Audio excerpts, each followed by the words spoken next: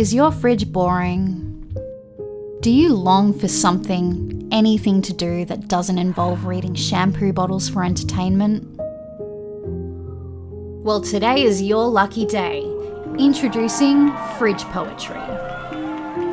No longer will you have to sit there for hours desperately searching for something, anything to do. With fridge poetry, you can find a guaranteed distraction every single time you go to check if something has magically appeared in there since the last time you checked 5 minutes ago. I too know the endless doom you face every single time you open your phone looking for a distraction. But I'm here today to tell you that you can make your own fridge poetry with stuff you have lying around your house. Don't believe me?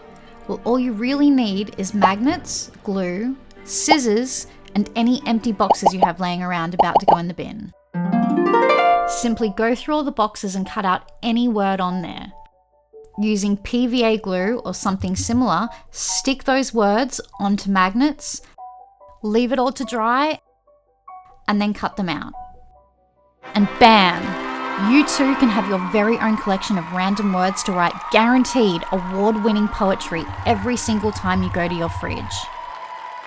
Don't lose your brain to AI brain rot slop. Create your very own fridge poetry magnets today.